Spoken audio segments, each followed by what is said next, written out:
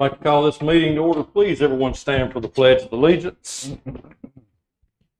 I pledge allegiance to the flag of the United States of America and to the republic for which it stands, one nation, under God, indivisible, with liberty and justice for all. Thank you all for coming out for the April 1st, 2024 meeting. The things that will be said here tonight are not an April Fool's joke. Does any member of council have a conflict of interest or the appearance of a conflict of interest in regards to any item on the agenda? So please state at this time. I do not, Mayor. No, sir. No, sir. No, sir. No, sir. All right, moving on. Amendment and approval of the draft agenda. Does any member of council have anything that needs to be amended on the draft agenda? Yes, Mr. Mayor, but just make an addition under old business, probably number 3 under old business, ERC rules and responsibilities. All right. Anything else? All right. I've been informed on item 2 on new business, awarding contracts for removal of dock pier information. Dustin Graham will be handling this.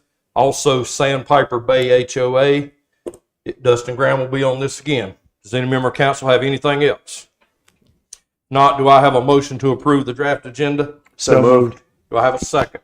Second. Any discussion? All in favor? Aye. Presentation, recognition of promotions. That's the next one we go to. Who's got this one? It's not on here. Is this you, Chief? Okay, go ahead, sir. Good evening. Good evening, sir. Thank you for giving us the opportunity to recognize some good news that happened in our department recently. We try very hard to recognize people that are within our ranks that have potential to be the next leaders. I'm not always going to be here, so if I didn't plan for somebody to take over for me when I end up leaving, then I haven't done my job. It's important to recognize people and promote from within when we have the opportunity to do so. Today we recognize the promotion of Captain Stan Gerganis to the position of Assistant Chief, which was effective Thursday, March 21, 2024. A little backstory on the Assistant Chief. He's been with the town since July of 2010, starting in patrol and working his way up to the rank of Sergeant of the department in 2013. From there, a promotion to detective came in 2015, where he worked until 2021, when he tested and was promoted to the rank of captain. Assistant Chief Gerganis has been preparing himself for this position even before the retirement of previous Assistant Chief Joe Smith. Assistant Chief Gerganis holds an associate's degree in criminal justice, has an advanced certificate from the North Carolina Justice Academy, is a graduate of the FBI LEADA Trilogy, along with the completion of the following professional development courses: the North Carolina Justice Academy Chief of Police Institute, North Carolina Justice Academy Leadership Institute, the North Carolina Justice Academy Leadership Certificate, which is a 400-hour journey to get that certificate. Holds the North Carolina Criminal Justice Academy Criminal Investigator Certificate, which is a 500-hour journey. He's a graduate of the FBI Command College and also from the Wake Tech Credible Leadership Program.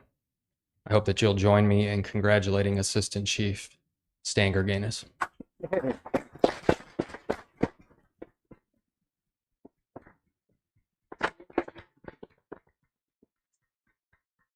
All right, thank all you guys. I really appreciate it. First of all, I'd like to thank Chief Claymore, who has supported me throughout my growth and my promotional processes, and has stood behind me while I was able to do what it took to be where I am today.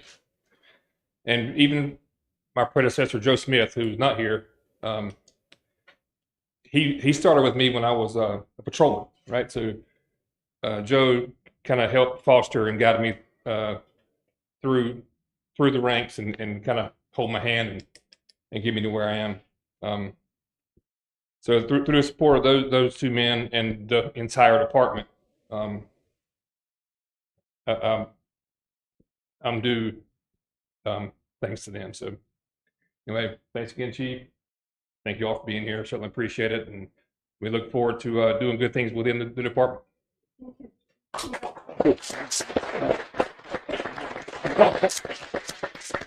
Next up, Fire Chief.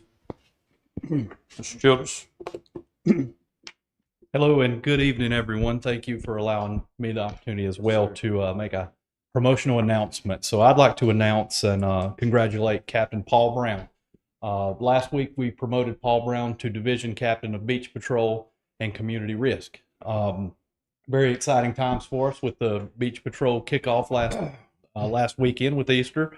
So Paul's hit the ground running with that, hiring, training, all sorts of things. So a little bit about Paul. Paul's only been with us for 3 years, but Paul came to us with over 20 years of experience from New York State as a firefighter, where he served as a firefighter, captain, lieutenant, all the way up to fire chief, where he served 6 years as chief.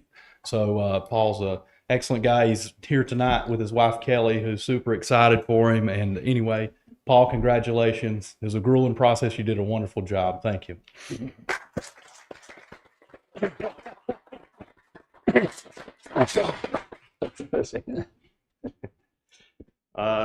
Thank you, board, everybody. Thank you, Chief. Looking very excited for the new chapter and looking forward to serve Sunset Beach in this position and keep the beach safe. Like Chief said, I've been here 3 years. I have an associate's degree in fire science. And again, I'm just very happy to serve the public and looking forward to a good summer.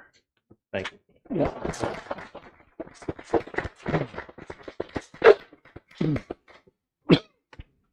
That conclude our presentation. Y'all ain't got anything else back there, right? All right. Moving on next, general council discussion. Does any member of council have anything they'd like to bring out? Go ahead, I've Mr. got one Ford. thing. As reported at the council's February 5th meeting, the council approved identifying a retired town administrator or more than one to assist our town administrator with managing and administering the town. Council designated Councilman Hargraves and myself to take the lead in this effort. I'm happy to report that 2 area residents with extensive experience in municipal and county administration have volunteered, I say again, volunteered their services as mentors to assist and provide counsel. They will meet on a regular basis and be available as needed to work with Lisa. They are Kirby Bowers, with experience in Loudoun County in Virginia, and Executive Director of the Council of Government in the Raleigh-Durham area, and Tom Bonfield, with a career in city management, culminating as city manager in Durham. Both are lifetime members of the International City County Managers Association, and both are members of the North Carolina City and County Managers Association. We greatly appreciate their willingness to provide their support and expertise to the town. Thank you. Anyone else on council got anything? Go ahead, Mike. I have something, Mr. Mayor. During the last council meeting, council approved that gave Charlie and I the okay, and this has to do with the parking proposals, the parking plan, to have a meeting with our engineer, our town engineering firm, McGill and Associates, regarding our parking plan. It's important to meet with them, as we talked about in the last meeting, in order to move forward into doing many of the proposals that we put forth. Charlie, Dustin Graham, and I met with Mike Norton from McGill and Associates last week, and it was sort of what you might call an introductory meeting. We went over 2 things. First thing we did is we went over each of the proposals that are part of the parking plan, carefully and in detail for Michael. Secondly, we gave him and went over very carefully the maps that we had prepared regarding parking throughout our 2-year existence. We had an excellent discussion with Michael, who is very familiar with Sunset Beach and the problems with parking on the island. He will take our information now, take the maps, and study them, work with them, and meet with us again with his feedback. So just to bring council and public up to date on where we're going with the parking proposal. So thank you. Thank you. Mr. Pauls, do you have anything? Not at this point. All right, Mr. Nern, you have anything? I don't know, Pete, are you going to mention the binoculars? Oh, sure. Thank you for the reminder, Charlie. I appreciate that. I think, as most people in the town that look at our website know, our handicap child and adult viewing binoculars at the bird walk that is at Shoreline Drive West, that looks out over to the East Lake of the Twin Lakes, was missing about 6 weeks ago. And with the help of our insurance company and the help of our police department, we were not able to recover them. However, I'm sure there's some focused thieves out there that know that we're watching. And thank you to our police department for their work in photography, camera action, to be able to get some very good evidence. We'll see if that comes to fruition. But the replacement binoculars, paid for by an insurance company at replacement price, were delivered a couple of days ago, and our town staff installed them today. So they're there and ready to view. And thieves beware, because we've readjusted the cameras and we are watching you. Thank you, Charlie. Nothing else? I got a couple of things. I'll go ahead and gasp if you want to. There's a definite precedent that's been set in this town. There's two sets of rules that things are going by. If any of you want to argue with me, I'll argue with you to the day ends. There's a set of rules that is for the common taxpayers, and there's a set of rules that's what I'm going to call the friends and family rules. And we've got to get back to going to one set of rules. Harmony is made by one set of rules when everybody goes by the same, not by different rules just according to who you are or what you do. That's got to be addressed. And the second thing is the issue with SBI. It is true. I'm not going to go into anything. All I can tell you is my name was signed to a document, to a check. They'll be investigating. We'll fully cooperate with everything that they do, and the outcome will be announced when they see fitting for it to be announced. Does any member of council got anything else? All right, let's move on. Public comments on agenda items only. Would anyone like to speak on an agenda item only? If you are, please come up and state your name, address. I'll give you 3 minutes. At 2 minutes and 30 seconds if you're running, I'll just give you a courtesy so we can try to keep everybody going. So anybody that'd like to speak is more than welcome to speak. Mike, if you will you please check in the back and see if anybody's back there? Yes, working. Would anybody like to speak on agenda items only? There's people. There are people. Ask them if they would. If anybody'd like to speak, if they'll come to the door right there on agenda items only, please. Yeah, Katie here. Ma'am, you're welcome to come on up. You don't like to be first. You're going to be first. Welcome, Katie. All right. Hi, my name's Katie Hovermail. I live at 1429 Bay Street, Sunset Beach, and I am speaking to agenda item number 2 under new business. The award contract for removal of pier dock in violation of 9301E9, which I have read. I realize that this is a situation that has been going on for some time, about 2 years, and it concerns a dock that is owned by Butch, who's now deceased, and Jan Harris. Jan Harris was a council member, and the whole time she's been in Sunset Beach, she and her husband have been avid fighters for everything that helps Sunset Beach become a better community.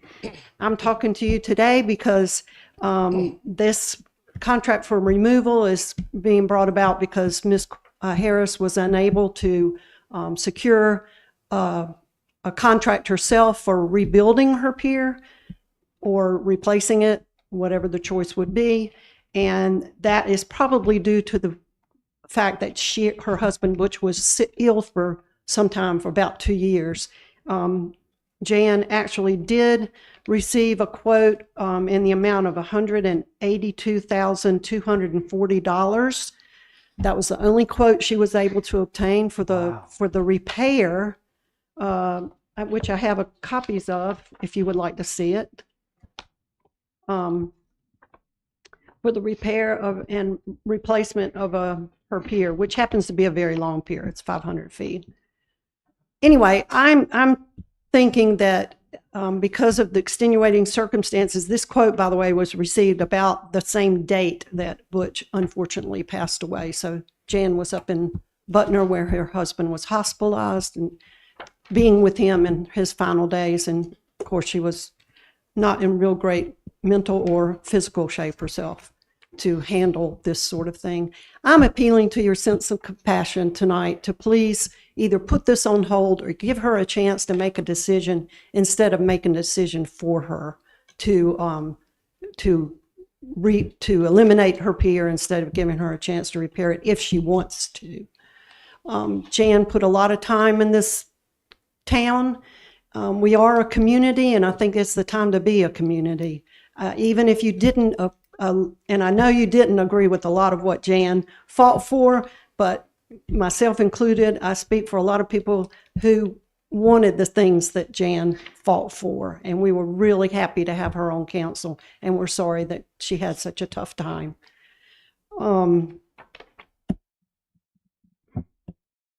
The pier is deteriorating. It is, but you don't know that unless you come up to it close. You can't see it from a distance. You can't tell. You can't see from the bridge. So it's unsightly only to those who are close enough to walk to her house or her pier and see it. I don't understand how it is imposing a danger, which is something described in this violation of 9301E9.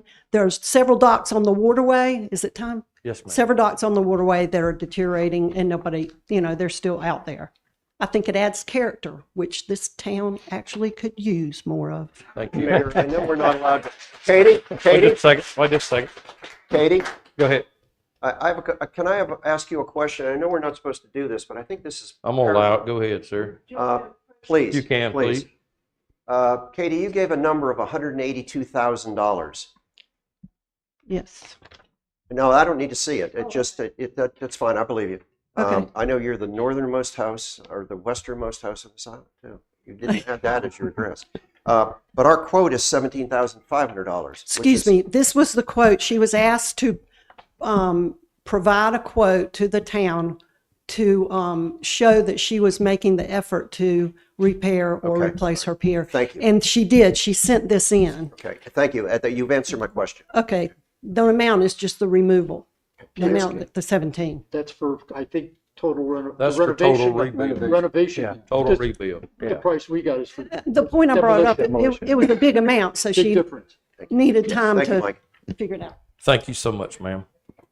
Anyone else on agenda items only? Got some out there? Please welcome them in. Yes, sir. Agenda item, just if you will, name and address, please, sir.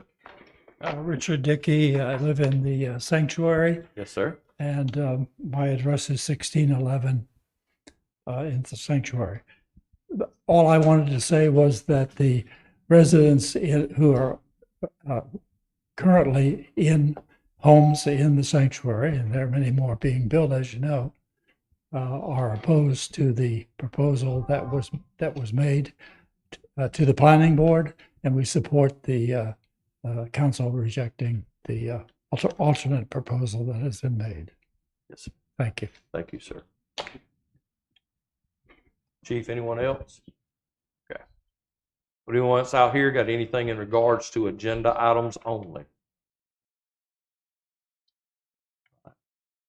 Before we go any further on this, since this was brought up, I'm gonna pass these around to you, councilman. These are pictures. I went out to this dock today out here where Mrs. Harris owns. I've got some pictures that you see. This is a long dock. I don't know if y'all took the time to go out there. If you have, but here's the pictures. And also this is another place, and this is what's going to bring the question to me where I talk about going back to different rules for different folks. This is a place, I'm not going to call names because I don't know them. I will tell you it's on one of the number streets on the island. When I become mayor, I was addressed with this issue about seeing about getting it cleaned up. I came straight and asked. It was one of the first things I asked when I become mayor. And I went out there today just to see if it's been cleaned up. And it is an absolute eyesore. So if we're going to address issues and we're going to call people out on something like this, then this stuff here needs to be addressed. And I'm going to pass these around. I want you to look at them and tell me you don't believe in this. Take a look at them. And we can discuss those when we get to that part of the agenda. We can, but you can view them while you're sitting around over there. There you go. We'll move on. Consent agenda. March the 4th, 2024, first regular meeting minutes. March the 12th, 2024, special meeting minutes. Finance Department, February 2024 report. Planning Department, February 2024 report. Building Inspection Department, February 2024 report. Public Works Stormwater Department, February 2024 report. Fire Department, February 2024 report. Police Department, Police Department, February 2024 report. Does any member of council have any corrections or any questions with any member of our staff in regards to these reports? I do not. Okay, I've read them thoroughly and I do not. okay, I do not. I do not. I do not. No. all right. All right, do I have a motion to accept the consent agenda? So moved. Do I have a second? Second. No more discussion? All in favor? Aye. All right. Moving on next to the town administrator report. Go ahead, Mrs. Anglin. Thank you, Mayor. Just have a couple of things for you tonight. The dredging project is finally completed. As of March 31st, they are demobilizing now. Over the next few weeks, it'll take them to get everything out of here. Next, we'll be working to secure the remaining reimbursements from the grant funds to close out this project before the special assessments go out. We will be submitting the Palm Cove dredging project application to the state for grant funding consideration in the next few weeks. And you'll be bringing that up later if you're in the meeting to adopt the resolution. Staff has met with a arborist regarding the Majestic Oaks Park tree, and he has given us the advice for the maintenance and says that the condition of the tree is in good shape, and told us how to maintain it going forward. And he suggested that we install a fence around at the canopy edge. So we'll be getting some quotes for that fence and bringing that back to you as well. The council and staff will hold a budget meeting on Monday, April 8th in the council chambers beginning at 9 a.m. That will be on YouTube, and the public is always welcome to attend in person. The town is in the process of submitting pre-applications for grant funding from the Division of Coastal Management for the 3 walkways that we'll be looking at for next year. And we are also submitting a pre-application for grant funding for the public water access at the Majestic Oak. That's what I got. Does any member of council have any questions for the administrator? I do not. Corbett, you have anything? Mrs. Anglin? Just to clarify, on the April 8th budget meeting, if that runs over, we're scheduled for the 9th. Yes, sir. So it could be 2 days of delightful conversations. Right. Okay. Thank you. Mike, you have anything? No, I'm good. Mr. Posner, you have anything? Majestic Oak Park, what's our time frame for that? We have 3 years to construct once we receive the part of grant funds. So we don't have to do it this year in 24, 25, right? We'll know in the fall if we've received that grant, and then we will go into engineering. Since we have matching, we have to do matching funds. Right. It'd be a nice way not to spend the money for one more year. Gives us a chance to catch up. Yes, sir. Thank you. Mr. Nairn, you got Nothing. anything? Miss Anglin, I got one for you. In regards to rules for different people. I know last month we gave kudos to a lady for receiving a certified town clerk. We gave kudos to a lady there. Since then, she has resigned to accept another position, I think finance officer at another town. And I knew you sent out an email informing the council that she had resigned to effect, to go to another job or whatever. And then I noticed Tuesday that she was sent away from her job, sent home after she was going to be working a 2-week notice. And what I don't understand is how do we go from working a 2-week notice to sending a person home, cutting their computer off, telling them to get their stuff out, and having Mr. Dustin Graham stand guard over them doing that? What makes sense in that? I mean, what brought that on? How did we go from one day to being she resigned and she's working 2 weeks to the next day being let go? And also I understand that in her position that she was going to be moving to, the town that she was going to work with was going to transfer her vacation pay, which is ours. But yet instead of transferring that like was asked, it was cashed out, which cost our town $6,000 instead of it transferring out and costing us nothing. What brought all this on? What made this change? I mean, I know in the thing you sent out that it said that y'all had worked together to transfer all the duties to somebody else. I understand that. But the part about being out now, basically get out of your stuff, you either get it today or you can come back on Easter. What brought that on? I'd like to know that. I mean, that's not a personnel matter because this person is no longer employed by this town. So I would like an answer. Isn't this a personnel matter? Not that they don't work here no more, so how's it a personnel matter? They're not personnel. I'm just asking for They were clarification. working here when this all occurred. I understand that, but when you're not working here anymore, I just want to know how it goes from being somebody resigning and working a notice to somebody being saying, get out the door. That's what I want to know. I'm not sure it quite happened like that. Yeah, most definitely. All right, please. No, Please, please. Stop. Let us work it out here if you would, Stop. please. And then, I see where the mayor's going. I just want clarification, sir. I've got the floor, I think, now. Go ahead, yeah. I didn't interrupt you. No, you didn't. I hear what the mayor's saying, and I can see that he's an advocate for a past employee. Kudos. It ain't got nothing to do with past employees. It's Can called I- right and can wrong. I Yes, you finish? can. But don't say I got kudos for a past employee because I'm just asking a question about rules, about one set of rules is what I'm Are asking. you finished? Go home. Are you If I, finished? yeah, I will when I am. Go ahead. I've had a number of jobs in my career, and there's been some that worked out, and there were some that didn't work out. And some of them were my fault. Some of them I would like to believe were my prior employer's fault. But by each one of them, I've learned and I've grown. To interfere with the way a department manager wants to bring about an employee leaving is up to that department manager, and the department manager will be judged on that, as my prior department managers have in fact been. I think that this is a topic that is not for this dais, and it is not for this meeting. And I'm sure I hear the shaking, see the shaking heads. You have all the rights in the world to disagree with me. I know, and it's all been in the Beacon, we have 3 employees that have left us. And God bless them, I wish them well, and I'm sure they will do well. I'm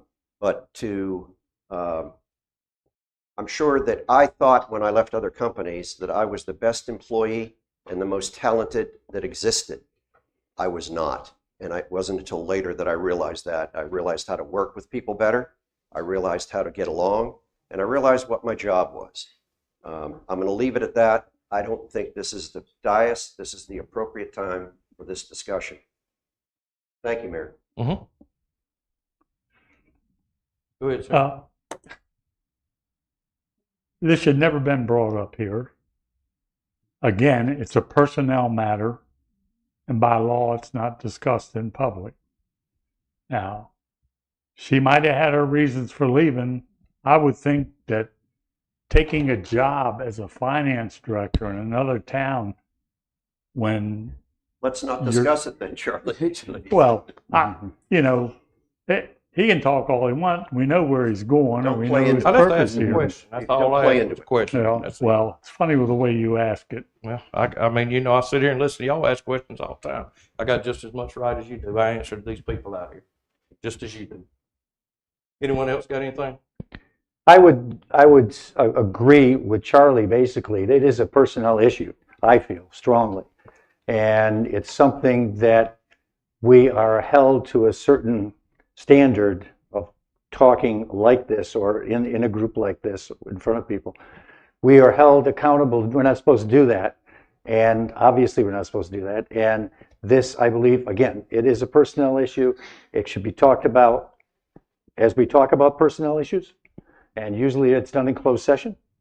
And so I would save it for that.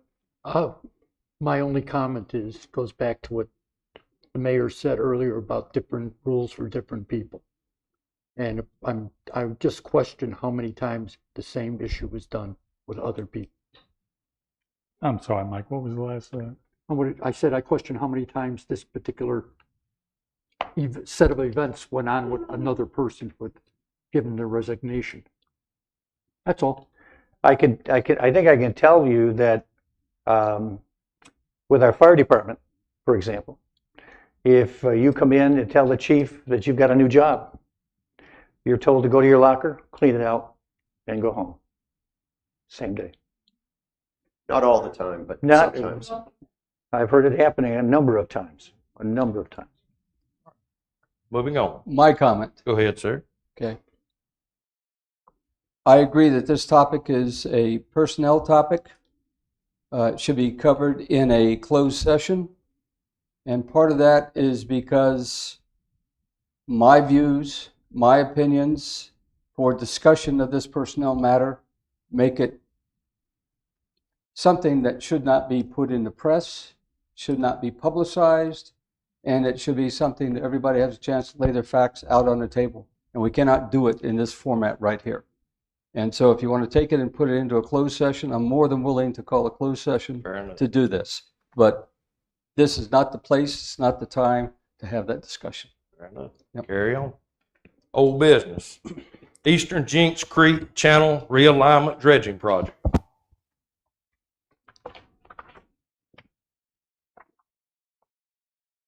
Who's bringing this up before us? I think They got me down for it. Yeah. Let's see here. Council is requested to approve the resolution conflict of interest policy and the no overdue tax debt certification.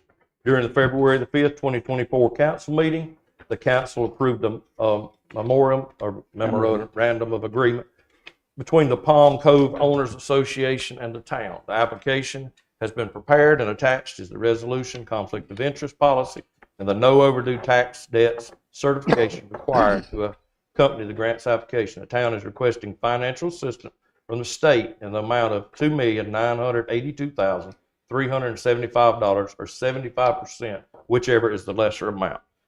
What is the pleasure of council in regards to this, or what questions do you have? You have a motion.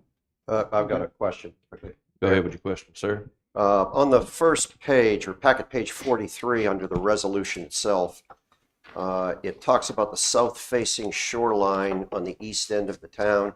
I believe, just for the record, that should say north-facing beach. I do not think there's a south-facing beach that's in question there. Does that seem to make sense to council and the mayor? Which item is that, please? That would be on packet page 43. Right. Under the first whereas at the Oh, top, okay, go down okay. 5 lines, and it says south-facing beach, south-facing shoreline. It is the Okay. north-facing shoreline. I agree with that. Everybody knows that I have been firm in my requirement that before anything moves forward from a work standpoint, that the dredging scope of work be fully understood as to any negative or positive ramifications that it might have on our existing dredging program that has just been completed. The last thing I want to see is work done closer to Jinx Creek than we have already dredged and have it have an impact, negative impact or positive impact on the shoaling rate, on maintenance dredging, on the performance of our existing dredging plan that, is it Moffett Nichols? That Moffett Nichols has shepherded for us. I would like to see a professional engineer like Moffett Nichols review the scope of work, and I've yet to see a scope of work. Now, if somebody can correct me as to the chicken before the egg here, but we're going ahead and we're putting our name on almost a $3 million grant application to the state. I'd like to see what's being dredged, to what depths, what the scope of it is, and have our engineer look at that. Elisa, I don't know if this, or I guess you and Dustin maybe can answer the question. I don't know if that's premature or not, but once we cast this and apply for the grant, then we are involved. Yes, as the MOA that you approved last month covered. And what we will do, the grant and the project engineering will run at the same time. We'll put out an RFP just as soon as we apply, put this application into the state, then we'll develop an RFP that'll come to you all for proposals of contractors, engineers, consideration, and then you will work with those, so whoever you select. But we must have had an engineer's estimate to come up with a $3 million price tag on the general scope of work. So somebody has got to have looked at this and prepared an engineer's estimate on it. Yes, sir. It's Palm Cove's engineer. Have we been privy, has Dustin, who would I guess be our project manager or at least our liaison, has he been privy to that work, the scope of that work? No, neither one of us have. Now, you said that happens in concert with the application going in, the grant application going in. And the MOA we had says clearly that Palm Cove will pay all costs associated with that type of thing. And within that agreement that we have is that our engineers can do this type of work that Councilman Larkin is looking for. Am I understanding that correctly? Mm-hmm. So my question is, what is the downside of other than we would probably have to pick up the cost of paying our engineers to do it before there's an indication from the state whether it's doable? Well, I would want it never to be a town expense. And it's not that I'm trying to exclude our citizens and taxpayers that are a part of this town that live on Palm Cove. But it is a clear fact that when they bought the property, they knew it was Conservation Reserve 1 zoning, which shows that it's an extremely complex area with a high diversity of flow of channel sands, and that it's a complex area. And I'm sure that reflects in their insurance costs. I would want everything paid for by not necessarily the people at Palm Cove, because they only pay 25% of it, but the overall grant. And that's what we achieved we think we've achieved with the memorandum of agreement that went out there. Do we have an opportunity then, Mr. Corbett, or Lisa or Dustin, at some point in time to say, hold it, the scope of work that you want to do for this $3 million is dicey when it comes to the remainder. And that's I feel I'm responsible to the people at Palm Cove, but I'm also responsible to the citizens of Sunset Beach that are paying for the existing dredging program. And I'll put a comma there and go into, on packet page 83, and that's coming up in a few minutes, we're talking about our audit agreement with the auditors. And there's a line item that the auditors get to charge us for, which is fee per major program, if not included above, which is $3,500 a year. Because there's a lot that goes on in a dredging program. So the auditors have to look carefully at that. I would certainly want that $3,500 additional audit fee also be included in this $3 million nut that we're looking at for the Palm Cove dredging program. I'm not trying to work this thing to death. I'm not trying to say I'm against it, because I probably am not. But I think it would be foolish for us to jump in without knowing the scope of work that we're signing up for. I think what Ms. Anglin has said is that is coming in a later stage once it goes out for bid and the full scope is understood. But do we have the opportunity at that point in time, being paid for by Palm Cove and the $3 million dredging program, to have our consulting engineer that represents our existing dredging program? No. That is something that we're hesitant to approve because it could have a negative impact on other things. Lisa, what part does the Army Corps of Engineers have in this decision Peter's talking about? In the grant or the application? Well, not the grant, but when they actually get, the planning begins, and don't they have the right to say this is not going to work? Don't they haven't they said that in the past at times, but aren't they the one that says this is not going to work? Right. Do they do that at this $3 million application time, or do they do it when they look at the scope of the work when it's finally determined? Okay. Yeah. All right. I think and other agencies also, before it gets to the Corps of Engineers, other agencies also have a voice in the approval or disapproval Yes, of that. there's 10 or 15 different agencies.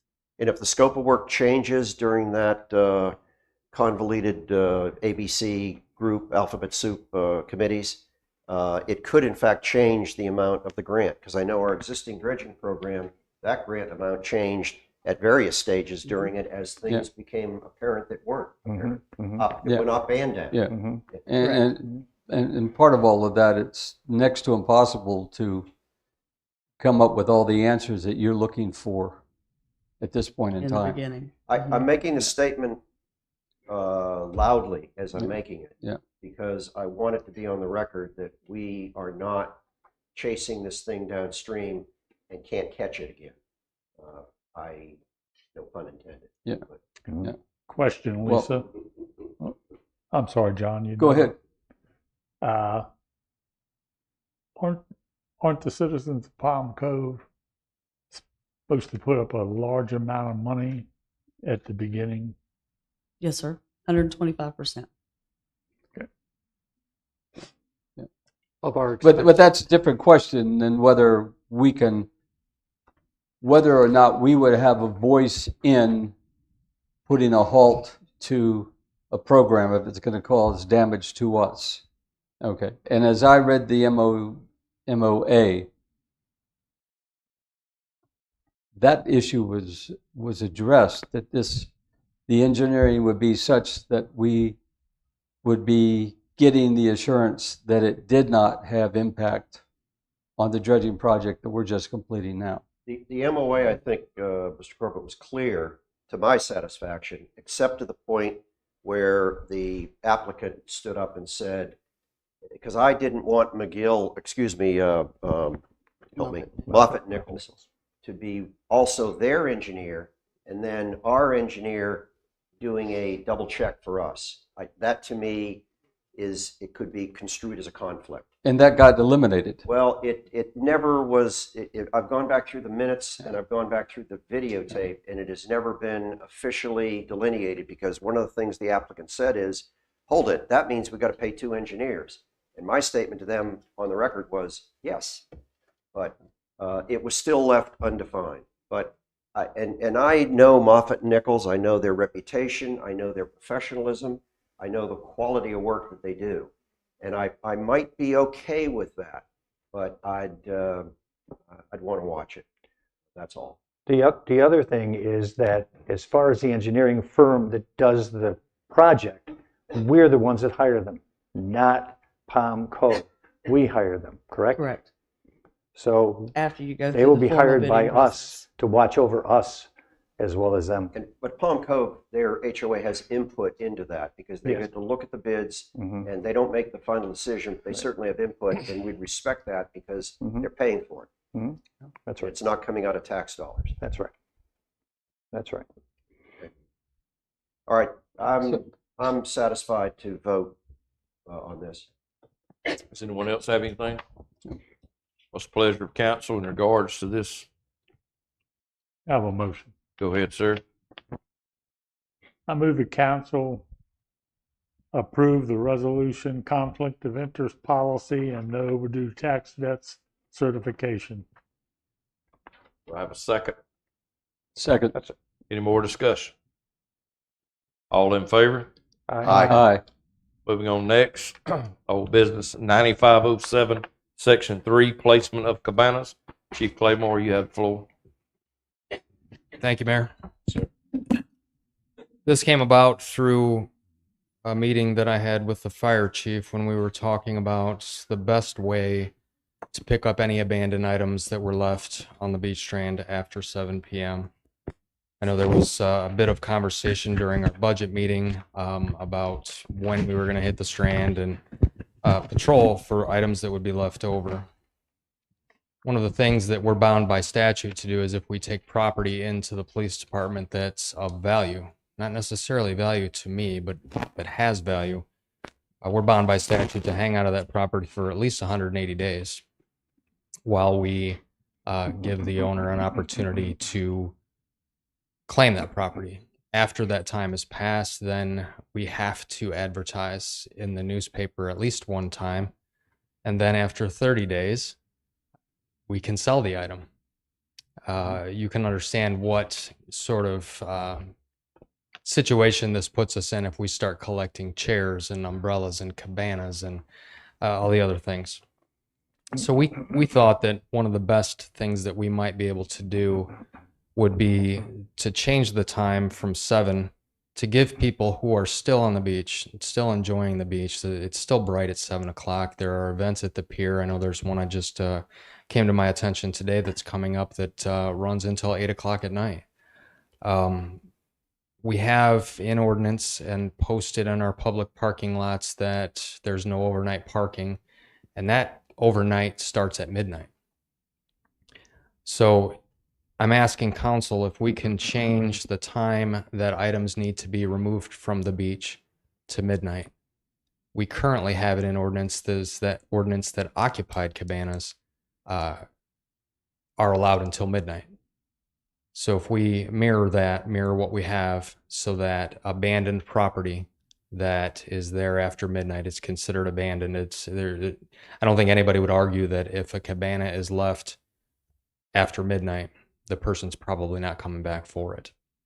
What we would do then is when we make our patrol, we would gather those up, place them by the trash cans, and when Public Works does their run in the morning, they'll collect those items, and they're not bound by the same statute we are when they collect those items. Go ahead, Pete. Okay, Mike? Chief, when I did beach patrol, and I didn't do it last year, because they didn't need me, I'm too old. Well, I'll try to do it this year if Paul will let me. You're too old. When we found an abandoned or at least an unoccupied cabana, I'll use the cabana as an example, that was improperly put up, was out of place, whatever the reason. We had a laminated 8.5 by 11 sheet that had said you were in violation and show what the violation was, and I would take a zip tie and I would attach it to the cabana. Since our ordinance is written that it's in violation after 7 o'clock to leave anything abandoned, and you want to not physically touch that cabana to remove it until midnight, which I can appreciate, could you at 7 o'clock or at 8 o'clock or at 8:30 or at some time when you're making a normal evening patrol, put such a red 8.5 by 11 saying you're in violation? Because what I'd like to see is somebody that's walking the beach that then comes back at 8:30 and takes their cabana and moves it away. I'd like them to know that after 7 o'clock they were in violation so that they won't do it again. It would be an educational process, and then we wouldn't have to be bothered with it. And I don't know if I'm being clear as to what I'm requesting, but You are. Two-step process. If my request is not approved tonight, then we're going to have to find another way forward, because the ordinance stands that they're to be removed at 7. And what if we approved it at midnight for remove? Because you're talking about removal. if it's approved, there wouldn't be no reason to put a notice on it at 7:30 or 8, because they would not be in violation until midnight. Well, what if we kept it the same way and didn't change anything, but gave our visitors and citizens the benefit of the doubt that we are not going to remove that until midnight, but at 7 o'clock they are in violation? And that would show me, or at least I think would be the easiest way, because we wouldn't have to change anything here. You would just be a little more lenient as to when you would physically touch that cabana that was in violation. In other words, take it over as property of the town. I know. Go ahead. Go ahead, Charlie. Don't, I mean, the rules are out there. Everybody should know what they are if they're going to come to the beach here. My biggest problem is police officers. We have 3 on duty at any time, a sergeant and 2 officers. They shouldn't be collecting anything on the beach. I like extending it to midnight to give those that are actually out there enjoying the beach the benefit of the doubt. But Lisa, doesn't the Public Works pick up trash on the beach every day? Morning. In the morning. I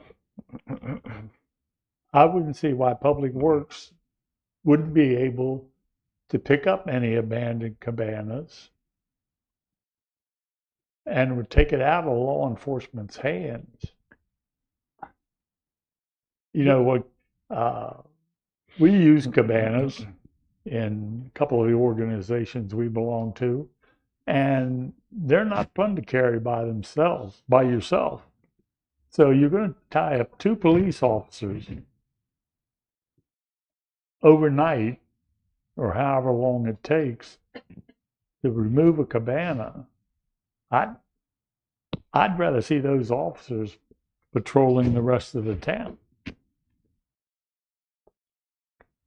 Go ahead, Go ahead, sir. My question Why don't you being- let Ken respond to that? Go ahead. Yeah, you know, I've had a conversation with Mr. Sorrells about if this is approved and we collapse them and set them by the trash can poles, there's no objection to picking them up.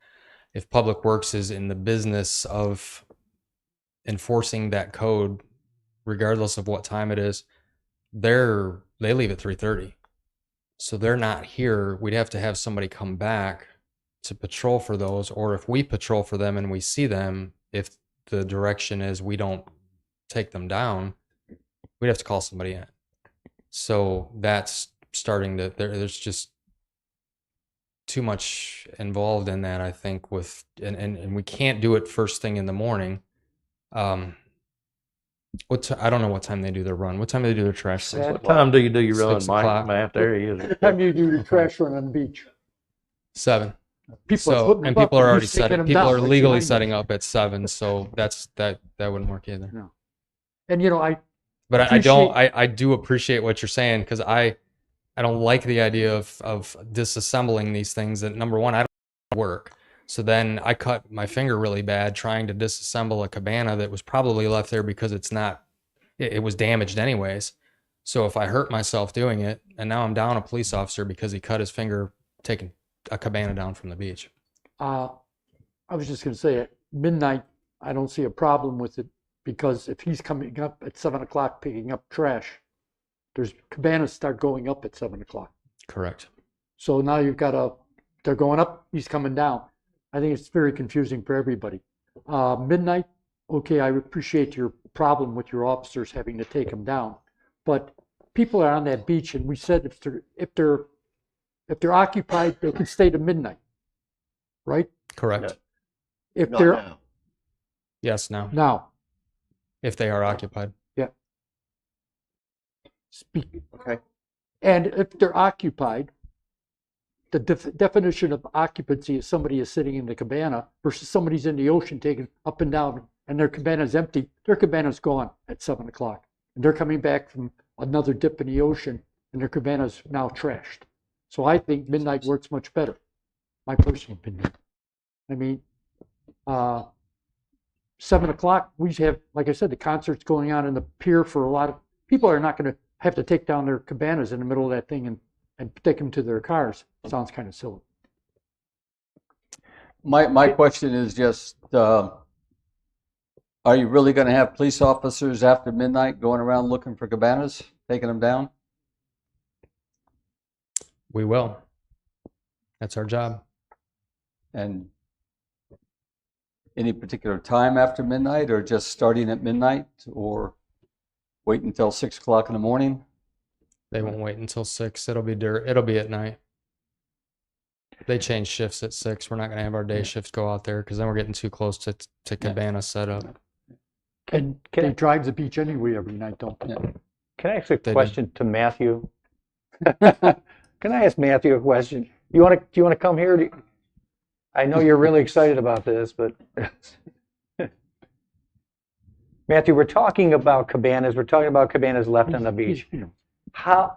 And we're talking like it's a monumental problem. Is it a big problem, or is it not a big problem? Obviously, when you get into the 8 weeks of summer, there's probably more cabanas left than now or anything like that, it's for sure. Yeah. But is it something you fill a truck up every day in the summertime, or is it maybe 4 or 5 cabanas or a couple of cabanas? Is it something that's a major problem? During the summertime, of course, we do trash 7 days a week. Yeah. Of course, on the weekends, it's worse because folks buy them, they leave them here over the weekend or something like that. They don't want to take them all the way back to Ohio or wherever they're from. And nothing wrong with Ohio, by the way. I'm just saying. And He wasn't you know, listening. we'll get 8 to 10 every weekend. Okay. Not every day, Okay. just every weekend we'll get them. Of course, the storms, when storms do happen, Yeah, it's different. that's a whole different. different story. Oh, yes. But right now, 1 to 2 a week, maybe. Okay. Once Memorial Day hits, we might get 2 or 3 a week. And then, like I said, once the summer Weekend season comes. hits, it's constant. Okay. So, all right, thank you very much. It's just, it doesn't seem like we have a 18 or 20 all the time, and everybody's got to worry about taking down 20 cabanas at night or something like that. That's what I was concerned about. For the record, right now, it says it has to be off the beach by 7 o'clock, all unattended, remaining on the beach strand after 7 p.m. local time will be considered abandoned and removed by town officials and become property of the town. That's what it says now. Okay? Yep. And that's what I'm saying. Leave it alone. But let's be reasonable with people and put a red tag on it saying you're in violation. So when the people do come back at 8:30, they say, whoops, now I understand. Maybe they won't do it again. And other people will see it and maybe not do it again. Because I know that education is important rather than citing. And that's my point. A couple of remarks. First off, Chief, I appreciate you digging up statute 15-12 that brought this to our attention. But even more than that, you've made an effort to come up and find out, how do we handle this and what kind of enforcement solution we're going to have. One of the things that we have as to why we get concerned with the abandoned cabanas, for example, is if there's nobody there, once the wind picks up, and in the past we used a guideline of about 17 miles an hour, which sometimes works and sometimes doesn't work. They have a tendency to blow all over the place. Now, at night, you're not going to have a lot of people there, but you still have cabanas blowing around going up in the dunes, potentially. These past couple of nights, we've had winds going up over to 18, 20 miles an hour with gusts. So that's one of the reasons that we are addressing this issue.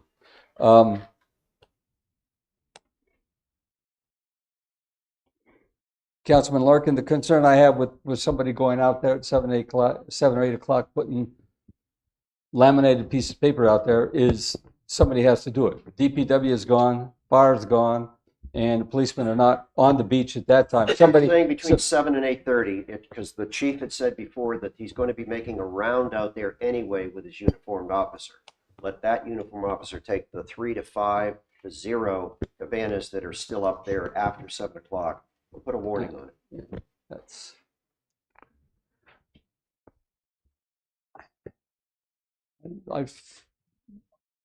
I who strongly support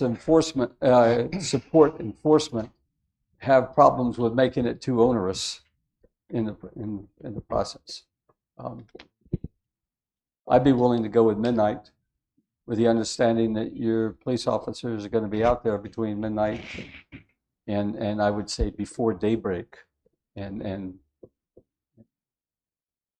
cleaning up the any abandoned canopies or other furniture and stuff that's there. I hear you. I hear you. I would agree with that. And they blow into the turtle's nest. There you go. Sorry, I needed coaching. I was going to do that. Okay. She's already been throwing spitballs at me. Yeah. So the idea primarily is we want cabanas and canopies and shabumis and anything else that's up there to be primarily occupied, particularly at the times when business gets slow, if you will.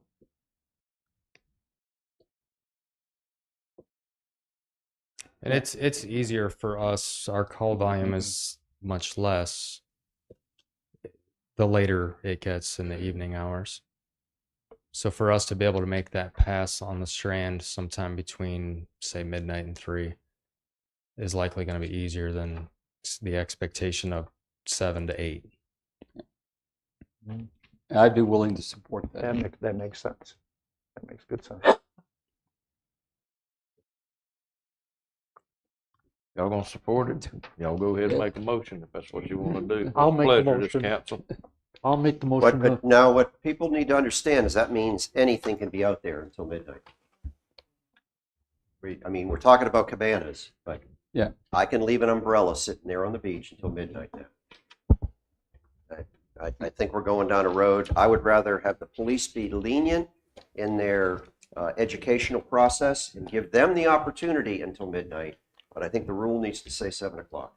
Now, I'll vote for whatever, I'll go along with it, or whatever the majority of council says. But I think we're making this thing more complicated than it needs to be. Please. Okay, Yeah. quiet. Please. Go ahead, sir. Finish you. You done? Go ahead, make a motion. I'll make a motion and we move the time, take down cabanas till midnight. Do I have a second? I'll second it. Any more discussion? All in favor? Aye. Any opposed? Abstain. Okay. Moving on next, ERC Rules, Regulations. At least I don't know who's got this one. You just give me. That'll be me. Okay, go ahead, Mike. We can go back. This is an addition to the agenda, number 3. Yeah, hold on one second, Mike. I'm sorry. Yeah, any member of staff that wants to leave now, they can. Go ahead. This is an addition to the agenda. At the last council meeting on March 4th, Please, Settle guys. down, please. Please. Go ahead, Mike. the ERC recommended 2 motions to town council asked for council to approve as part of their role in conducting research for town government. One was changes being observed in Jinks Creek, Tubbs Inlet, as they pertain to Palm Cove dredging. The other was conservation of the Twin Lakes. Council approved these motions. John and I got together after that, and the next step in that happening was to define for all of us what we call the research parameters necessary to carry out these motions and future ERC research. A draft was sent to council this past week, and we got consensus on it. What we're asking tonight is we finally took and incorporated that research parameters into the ERC rules and regulations that are found on the website. And that's what council has before them tonight. And we would like council is being asked tonight to approve the updated rules and regulations for the ERC. That took into account what we talked about, the research parameters, brought them into the document. That's the rules and responsibilities of the ERC, and that's what we're asking for your approval tonight. John, do you want to add to that? I just have a question. You don't want to. I approve what you, I agree with you.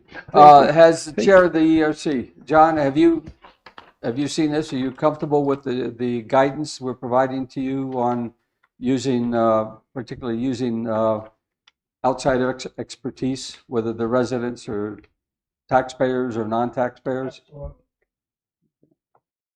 Thank you, John. Yeah. Civil? So all council agrees with this? Yeah. That, We need a motion to put this in, don't we? Yes, sir. Yes, we do. What's the pleasure of the council in regards to this? I'd like to make a motion to accept Go ahead. Thank the you. draft that has been by Councilman Corbett and Councilman Hargraves for the ERC. We'll call it the Rules of Combat. All right. Do I have a second? second. Any more discussion? All in favor? Aye. No opposed. Moving on next. New business. Planning board recommendation. This is in regards to setting up a public hearing in regards to the Logan Homes issue. What is the pleasure of council in regards to a special meeting for this? I'd like to make clarification. Go ahead, Just- sir. This is accept the recommendation of the planning board. Now, my understanding is that the council may accept the recommendation of the planning board, but that doesn't mean that we necessarily agree with the recommendation. of the received planning. It means that we have received the recommendation. Is that right? Correct? Do that? Okay. In that case, I got no. Received and acknowledged. Received and acknowledged. Go ahead, Comment, Pete. Mayor. Yep, go ahead. For the edification of our YouTube viewers and the people here at the audience tonight, last week, the town council and the mayor met individually with the Logan Homes representatives and discussed in detail, Mayor, because he says I talked too much. The mayor and I met. Not individually, 2 on 2. We have 2 on 2. The mayor and I were a team, and we met with them. There were certain very definitive items, I'll let the rest of the council speak for themselves, that I insisted upon, and I told them my vote was no unless these things came to fruition. They're taking them under consideration. So we will see what their application looks like, what their master development plan looks like when it comes before town council at the beginning of May.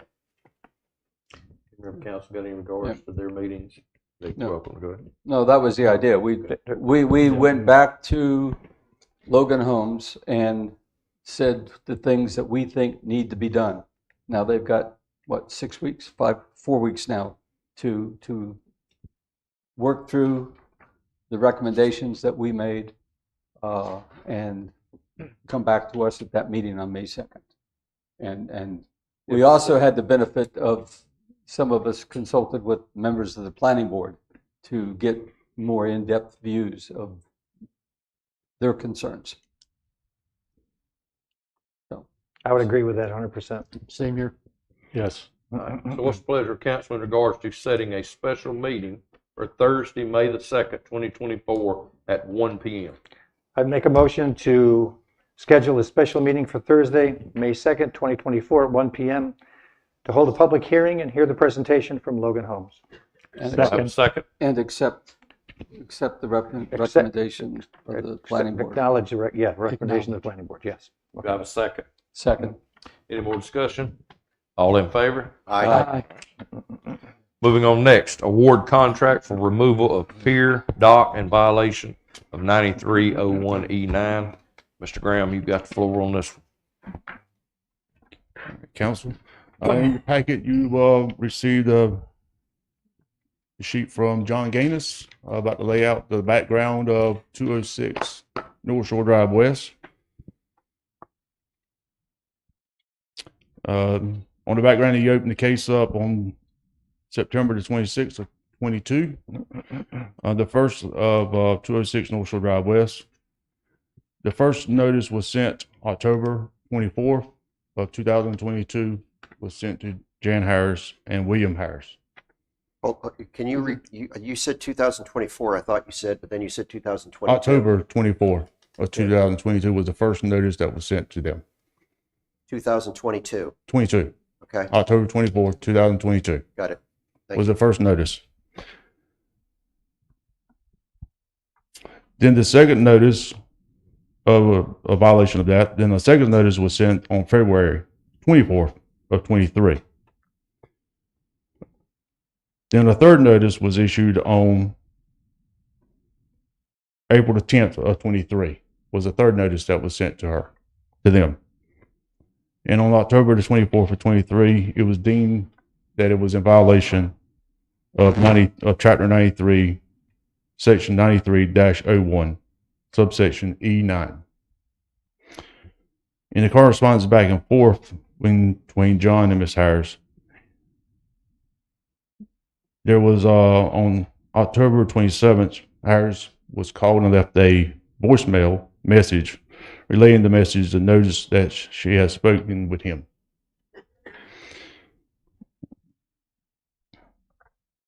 And she was about having a handyman to come out and fix. Mr. John Gaines advised her that it would take a contractor with license, contractor license to repair her dock. It wouldn't be just a simple handyman to be able to do this type of work.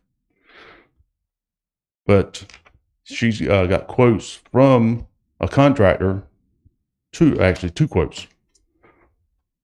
One quote was to repair and fix what's there for $110,800. The second quote from the same contractor was to tear down and rebuild the 500-foot long walkway for $182,240.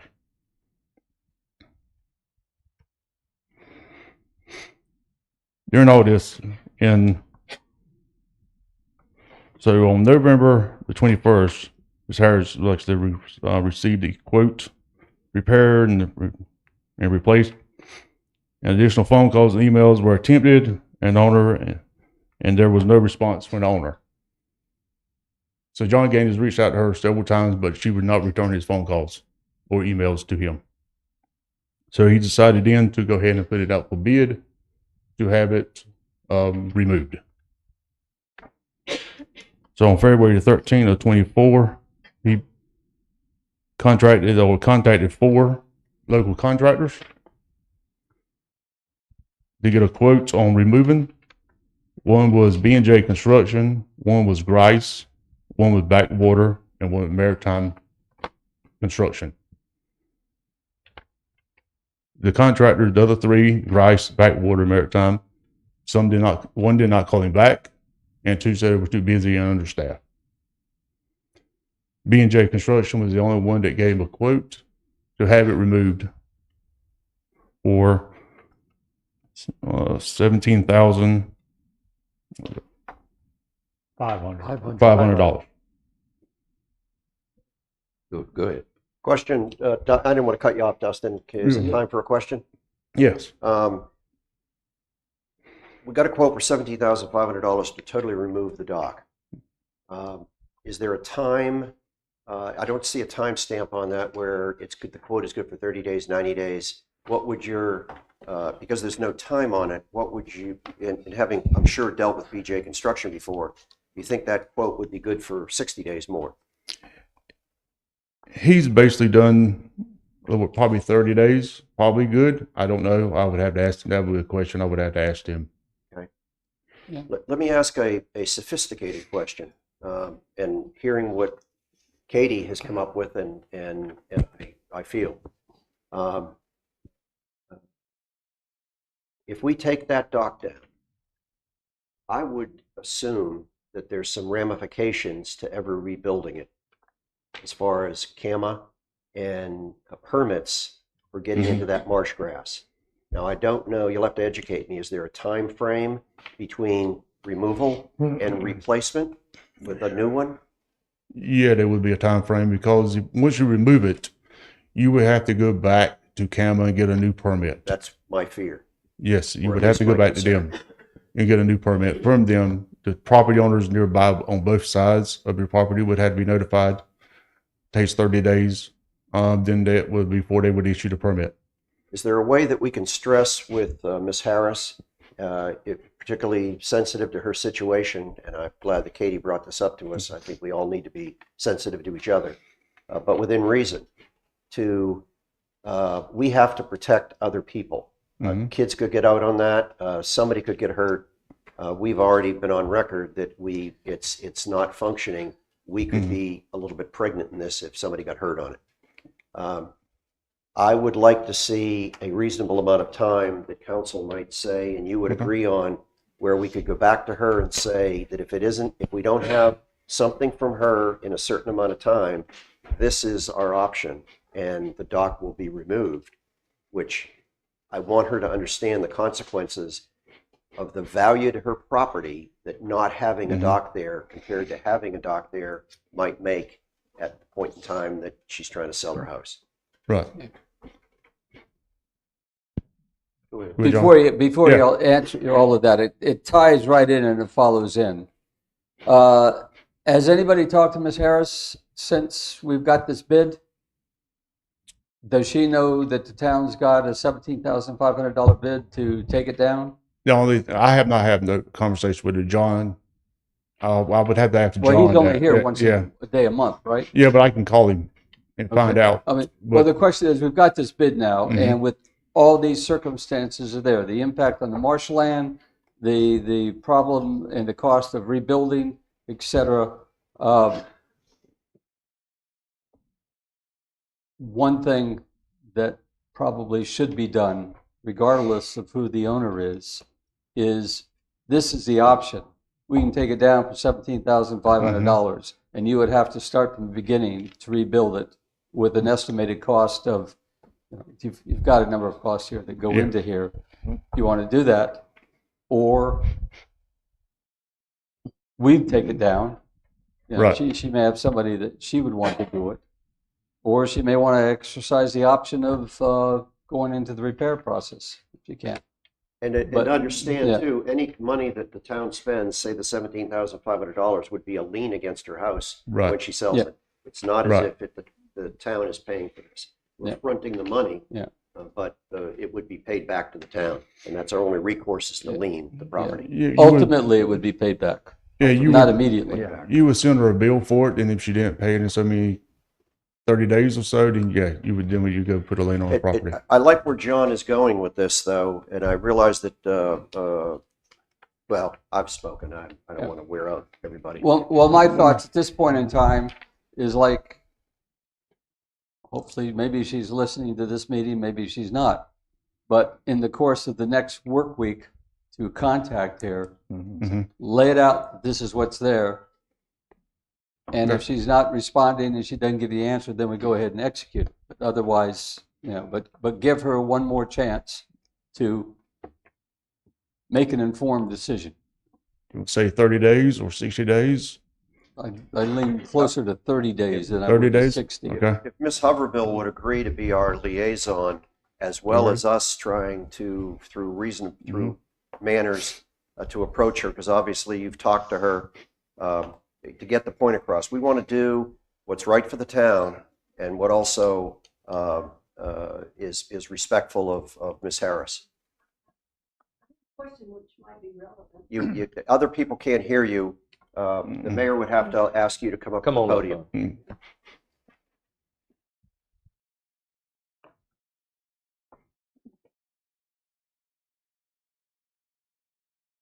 I understand that the fact that the ordinance is in place may place the town at risk because of the property.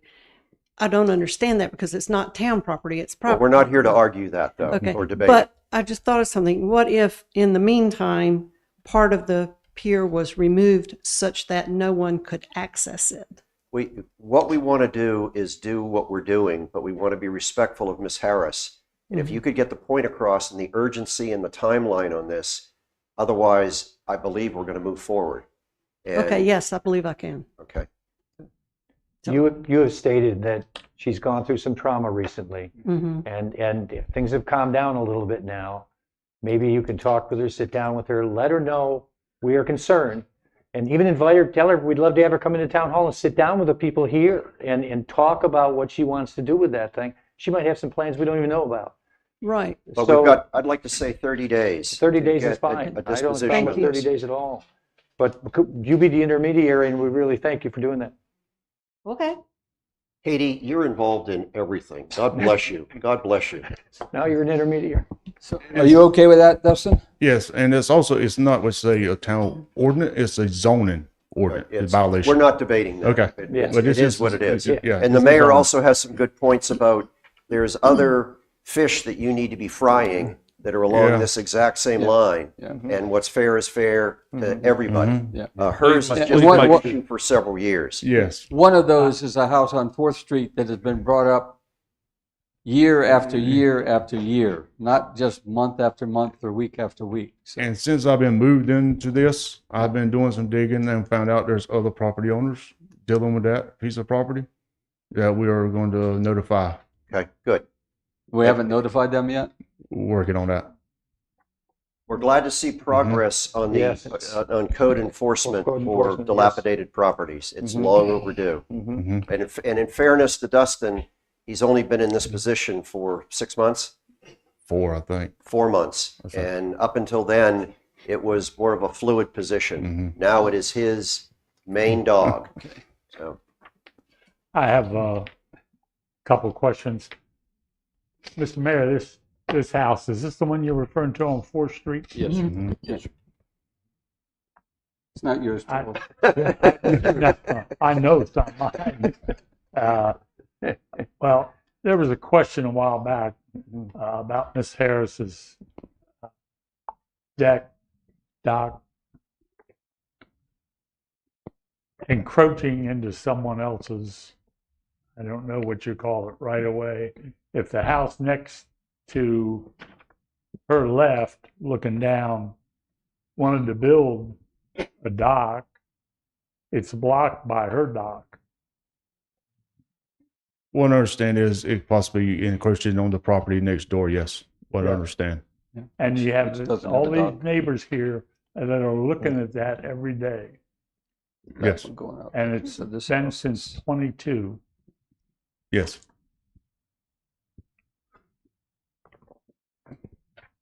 That's all. Let's, yeah, let's, Justin, you Can we- carry it forward and Okay. work on this however. Do we need a motion?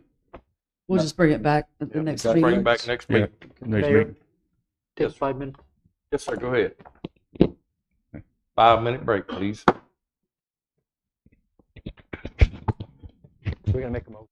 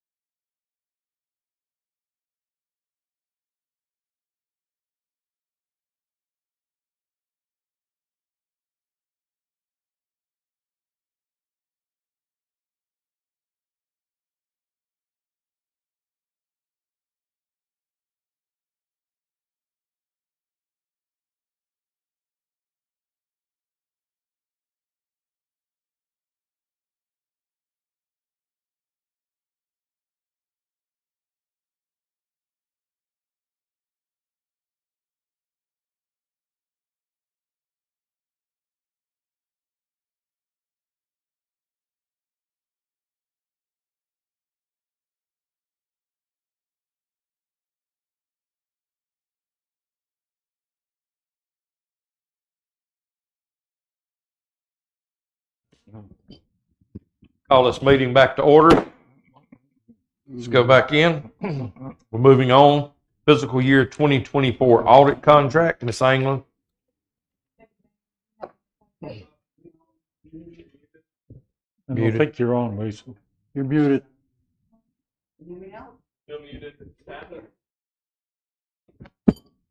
Okay, take 3. You've got the audit contract for this fiscal year, but 23, 24 in your packet, totaling $22,000 for the audit fee and $3,500 for the fee per major program, which is the dredging project, for $3,500. So a total of $25,500. Just need a motion to approve. Got a question.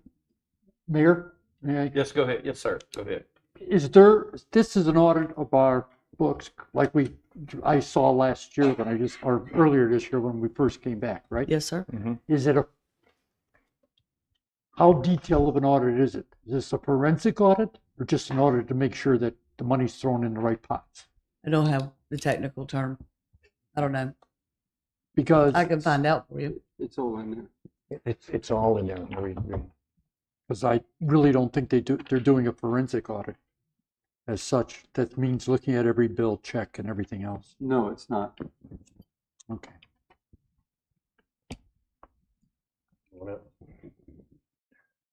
My question, is this more expensive than last year? I don't think so.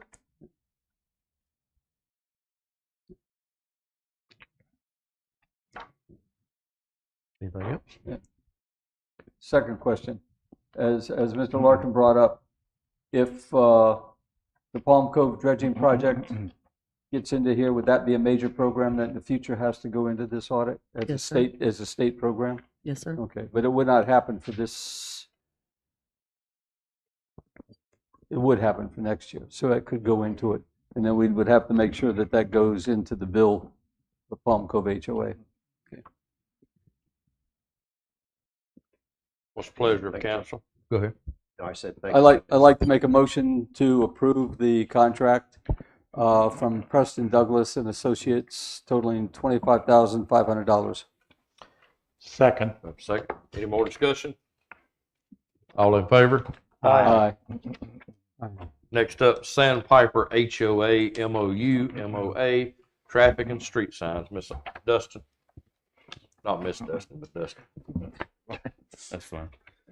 Council, in front of you is the MOU. Sandpiper Bay HOA has come forth or asked the town would they do the same thing that the Sea Trail Master Association has done. Would like to go in agreements with them to replace the name signs of all the town roads and stop signs, just like they did in Sea Trail. Basically be the same. The town would provide the signs and stop signs to Sandpiper Bay, and Sandpiper Bay would do the installation just like Sea Trail Master Association did.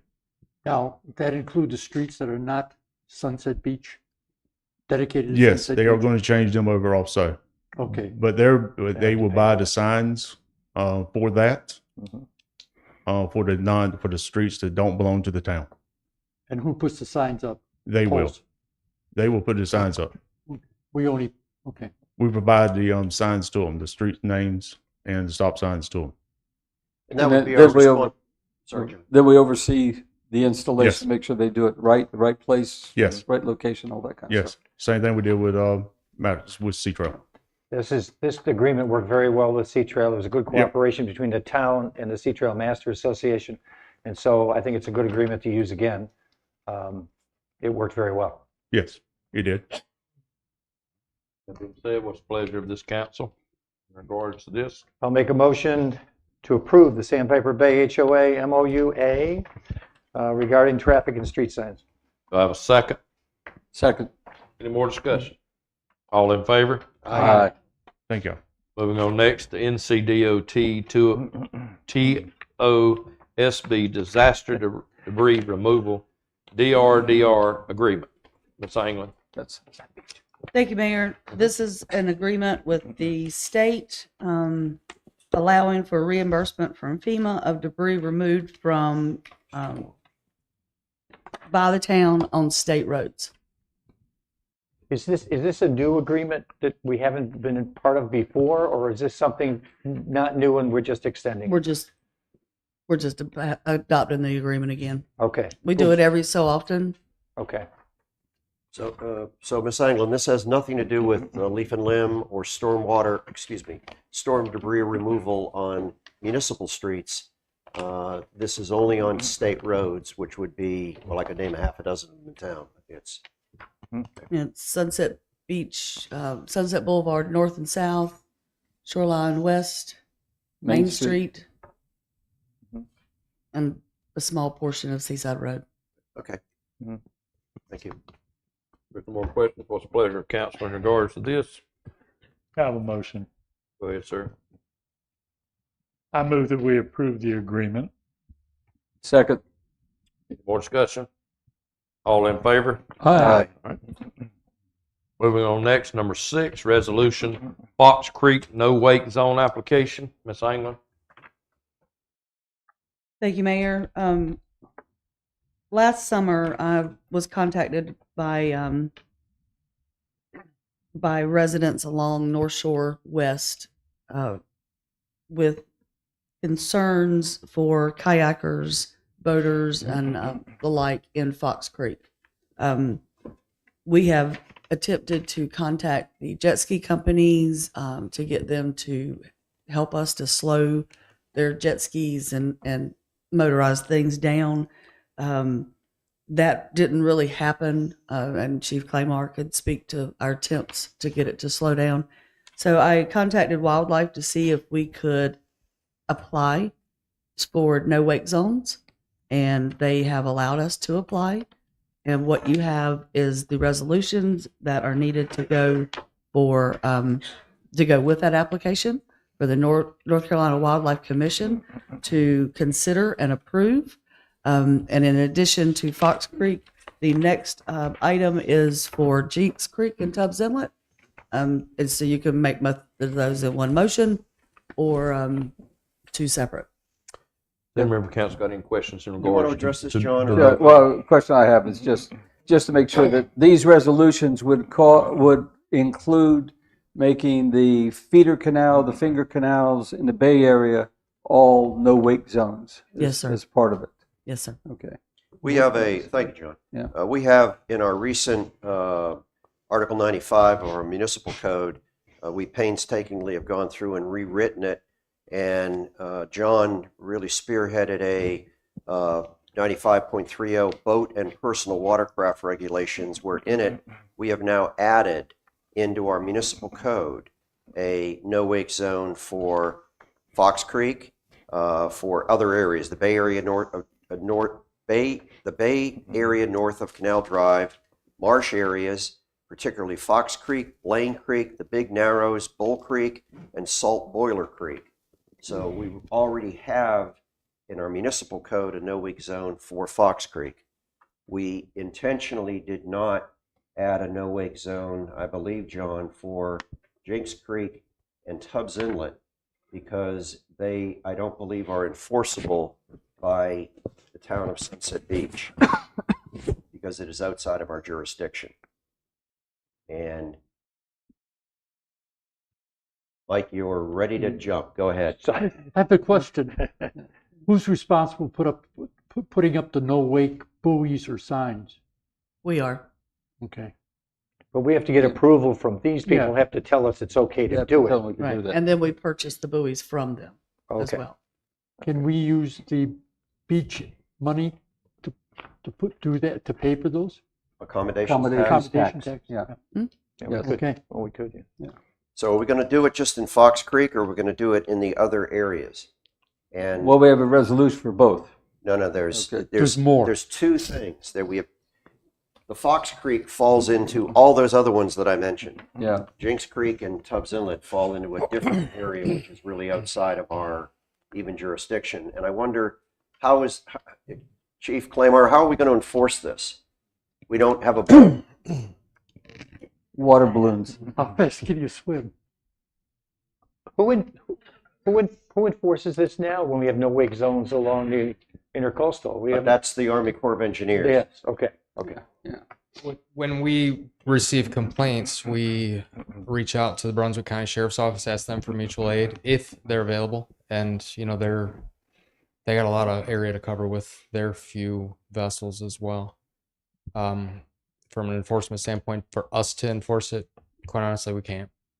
We have no way to get out there. But would these buoys help, in your professional opinion? I don't know. I don't have experience with that to say if it would help or not. It can't hurt. Okay. I think those who want to obey it will. Most responsible boaters will pay attention to the no wake zones. That's the hope. Yeah, Correct. and with the additional requirements that of when somebody gets a license and permission to a registration of a boat at a certain age, they get some Coast Guard or I think it's Coast Guard guidance. I'm too old to had to go take a class. Well, but that gives them the guidance of what, the rules of the road that are supposed to apply. But the majority of the complaints that we fielded last year were jet skis that were rented. Yeah. So here's my point. There's no ownership there. If we're going to do it with Fox Creek, why don't we do it with the other areas that we've highlighted in our municipal code to help us get some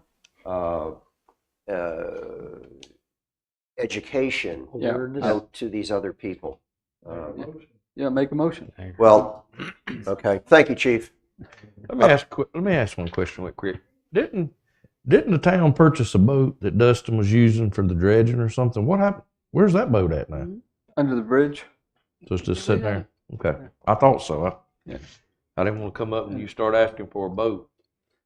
Well, but in fairness to Dustin, that's a work boat. It's not used for. It doesn't go out and enforce jets. I just wondered what happened to it because I remember when it was bought, it was said that it would be used by other departments. Okay. That was some of the justifications for it. I see it. I don't want to put lights on it or nothing. I was just asking. And it could be used for other departments, by other departments. I'd like to make a motion that we. Is that what I have to read? No, this is the description where we've project named it Jeans Creek and Tubbs Inlet. But this is the one I'm talking about, Fox Creek, and First. Then we'll deal with this second. Mm-hmm. I'd like to make a motion that on item number I-6, which deals with a no-wake zone in Fox Creek, that we also add, I'm going to go so that Cindy can pick this up, we add the Bay area north of Canal Drive, comma, marsh areas is too generic. I'm going to back off of that. This covers the Bay Area, the Finger, and the Feeder. But does it say that? Mm-hmm. Yeah, you need for Fox. You need to add Blaine and those waterways if that's what okay. But yeah, and Miss Anglin is right. It does talk about the feeder canals and the Bay, general things. But I'd also like to add Blaine Creek. In addition to what I've just said, Cindy, the Big Narrows, Bull Creek, and Salt Boiler Creek. As John worked till midnight to name all of these appropriately. He named them. Would you go through those four again? Just say those four again. Okay, the Bay Blaine area Creek. north of Canal Drive, Blaine. Fox Creek, and that's already there. Yep. Blaine Creek, Mhm. BLANE, Mhm. the Big Narrows, Yep. Bull Creek, and Salt Boiler Creek. Okay. That would be added in conjunction with Fox Creek into the wording of this item number I-6 on our agenda. Okay. Thank you. I'm exhausted. You want to go ahead and make a motion and read that all out again? I'd like to make a motion to what I just said. Second. Do I have any more discussion? All in favor? Aye. Disposition of directives, we'll be moving the dock issue to the May the 6th meeting. All right, do we need to deal with Jinx Creek and Creek. Tubbs Inlet separately, Miss Anglin, or has that been covered in that same resolution? I'd like the Jinx Creek and Tubbs Inlet to go as written. Because Second. there are two different agenda items here. Yeah, yeah. I'd like to They'd make a asked about motion it. that the resolution for Jinks Creek Tubbs Inlet No Wake Zone be adopted as in the staff report. Do I have a second? Second. Any discussion? All in favor? Aye. Sounds good. Now, disposition of directives, the May the 6th, the issue with the dock, that will come back up there, the pier removal thing, 9301. Does any member of council have anything else that needs to be on the agenda for them? No, sir. I do All not. right. Yeah. Do we need the May 2nd meeting on the disposition of directives? Lisa? I'm sorry? Do we need the May 2nd meeting on the disposition of directives? No, because you've scheduled that for tonight. All right. That's all right. Or you scheduled it tonight. All right. If nothing else, then now we'll go to the public comments. Anyone has any questions or any comments in regards to anything? Doesn't have to be on the agenda, just anything in general. You now have the floor. Please state your name and address, and I'll try to give you a courtesy at 3 minutes. Thank you. Good evening. I'm Mary Worstel, and I'm sorry, I'm lisping because I have a false tooth in my mouth right now. And I've been a 35-year. Can you give your address, please? Pardon me? I'm 1826B East Main Street, Sunset Beach. And I'm sorry, my computer broke, and so I am just going to read a few comments to keep track of my time, all right?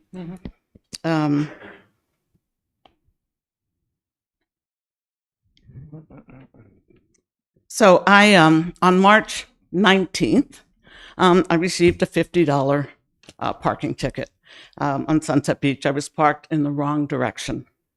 And I didn't know that. I have been a 35-year resident here at Sunset Beach. I have private property that I always park on. I think in the 35 years I've been here, I've probably parked on the public street 10 times over 35 years. So it was an innocent mistake, parked in the wrong direction. So when I got the ticket, I was upset. I had parked on the street, and it's right where East Main comes around, and you go off to Cove, the private property there. And I had parked on the street because it is not my time to be at my beach house, and there were people staying there, possibly, and so I didn't want to be presumptive about parking in the space. So I parked on the street, and I walked up to the house, and I was checking because we had a barbecue grill that had been stolen last year, and I'm planning to go to have my time at the beach, and so I wanted to see if it was there or if I needed to talk to our house manager. There was a barbecue there, and there was someone in the house. I just walked down to the beach to say hello to the new year, to the ocean, and I came back to my car, and I had the ticket on my window. In my time here, as I said, I never park on the street. I've seen cars parked in all different kinds of positions on the streets in Sunset Beach over 35 years. So I just didn't know that I was incorrect. So I went to the police. I went to the police department, and I spoke to our police chief. We had a courteous discussion. I was a little heated. We talked about the importance of leadership. He explained to me, he showed me, walked through the different parts of the crimes that can be committed here in Sunset Beach in terms of parking and driving. And he said, in fact, that the ticket was at the discretion of the officer. And he pointed out to me where the officer could write, "This is just a warning," at her, and it was a woman, I believe, at her discretion. And I asked, well, based on what? And he said, I can't second guess why my officer did that. She's not here. He said, I'm sorry, I'm used to talking loud because my mother's deaf. Inside voice. So he said I wouldn't second guess her. And he said, and I wouldn't change it to a warning because I don't want to demean my staff person. I understand that we talked about leadership. And he said, if you have a concern about this, you could take it to the city council. And he did tell me that you spend a good deal of time focusing on warnings versus tickets for parking violations at Sunset Beach. So the ticket stood. So I literally have you need to know. I want to find out for my clarification, based on what criteria did the officer, at her discretion, choose to give me a ticket instead of a warning? I don't have any explanation for that. I've never had a ticket in Sunset Beach. I'm not a menace to society. I was not a danger to society the way I was parked. And so I'm asking you all, I need to please understand, at the discretion of the officer, why I was given a ticket. It may seem like a small thing to you. It's important to me. And I think it's important as a citizen that I understand why I've received this kind of thing. I would just ask you to give me a warning if that's within your purview. I just needed you to know. I just thought it was overreach. Thank you. Thank you. That'll be something that our officer would be the one, our chief would be following up with. Thank you. They don't accept Thank you. it, but thank you. Anyone else? Hi, everyone. For members of the council, this is probably the Department of Redundancy Department, as I shared an email with my views. Who are you? Oh, Where do you Richard live? Dysinger, 704 Fairway Drive.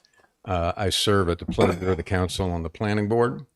And I know that Logan Holmes had the privilege of meeting with you all and hopefully compromising in some ways on what their original proposal was.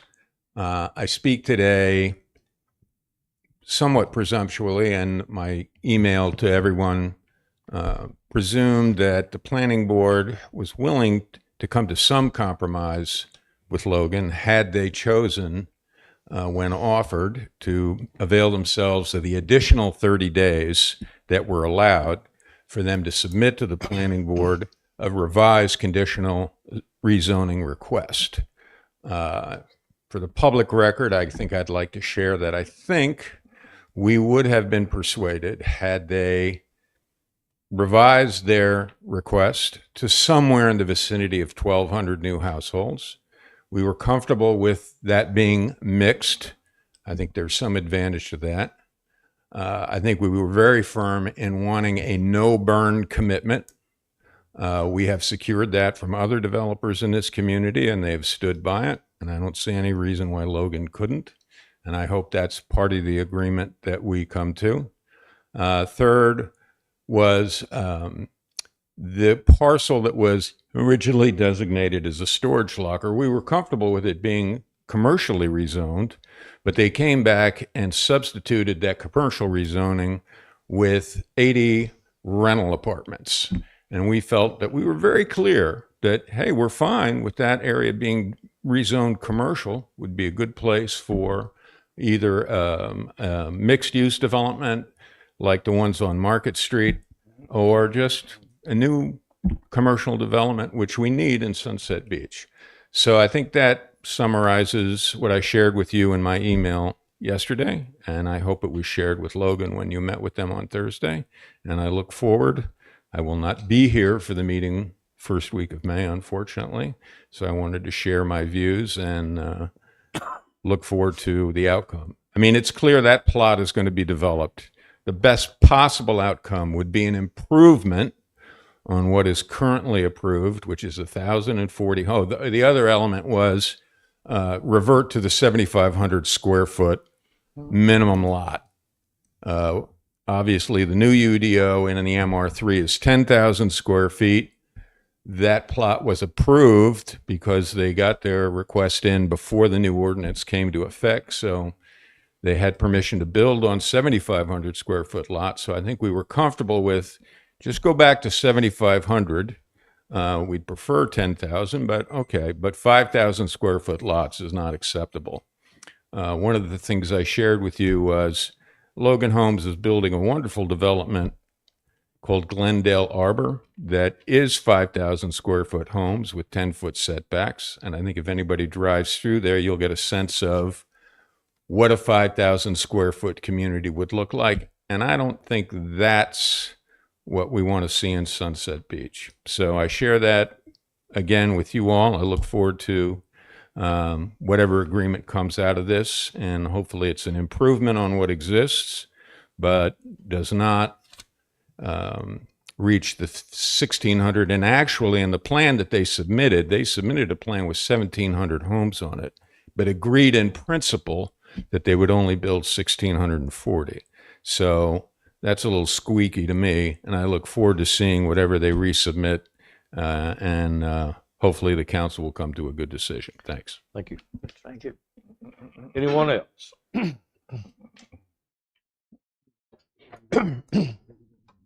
Rich Nowakowski, 929 T-Ticket.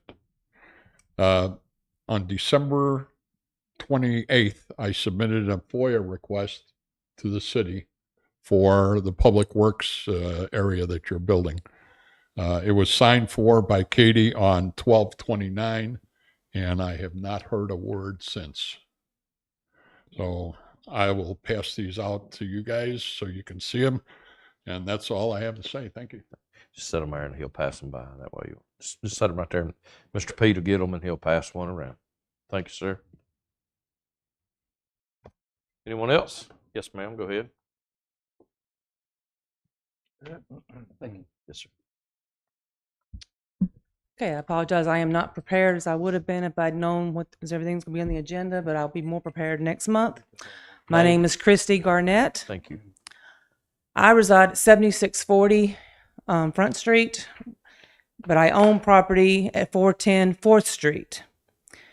I know full well what the house he's talking about at 429 4th Street.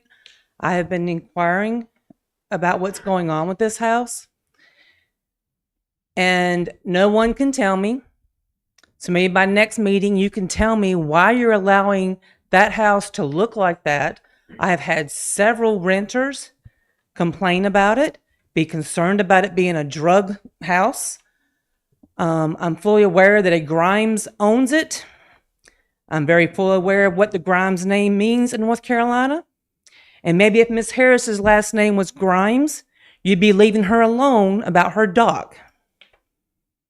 This is the talk, what he's talking about. There's two sets of rules depending on what your last name is and who you know in this town. I've been coming down here for 25 years. I inherited property in 2013. This is where I have been planning to retire for the last 6 years. I am seriously considering maybe finding someplace else. I have people who want me to run for one of your positions because they're not very happy with the job you're doing. I guess I've got till next year to make up my mind. I may apply for the finance director job because I want to know where all this money is going that I see on your budget. I have run a multi-million-dollar company. I am fully capable of running this town and finding out where the money's going, even if I do my own audit. So you're all put on notice. I suggest you leave Miss Harris's dock alone until you figure out a way to get 429 4th Street cleaned up, because it is the worst looking house on Sunset Beach Island. And it should not matter who owns it. Thank you. Anyone else? I don't know. Sean Arnold, 101 Planters Ridge Drive in Sunset Beach here.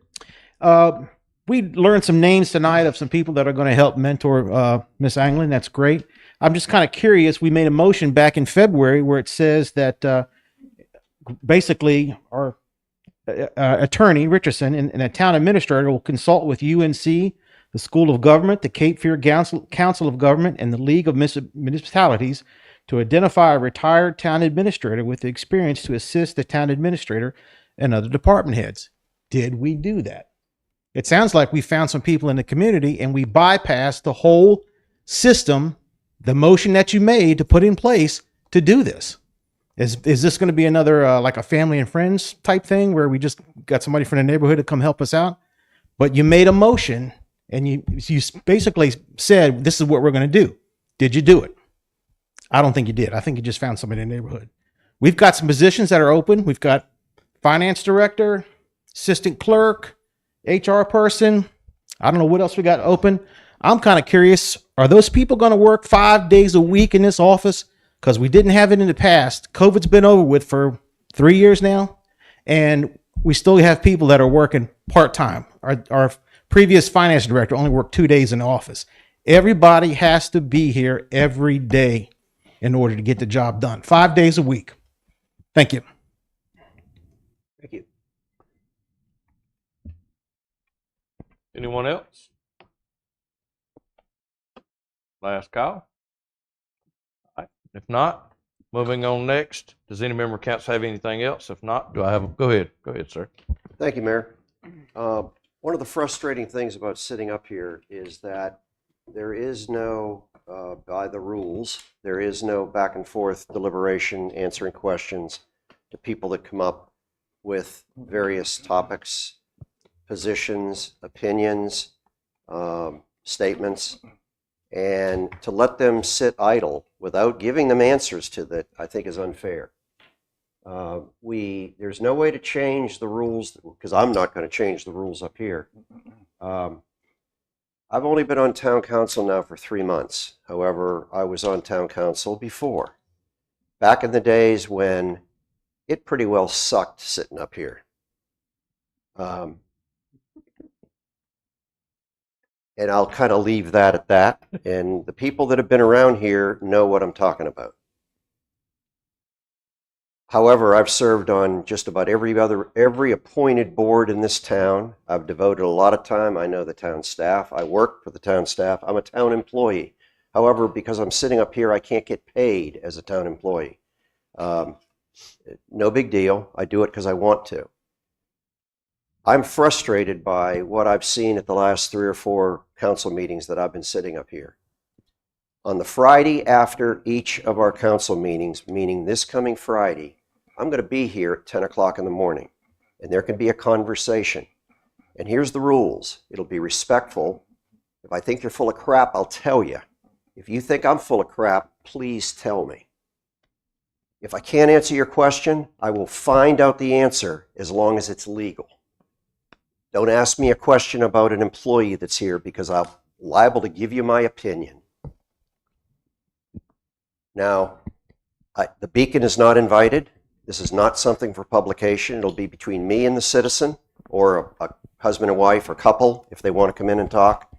This gentleman here has been before us before at Chatham Glen, and I'm sorry I can't answer your question tonight. I'm not able to. I'm not allowed to. But I would love to sit down and talk to you about that project, which has moved nowhere since you made your request. I broke my own rule here. I'm not supposed to be deliberating.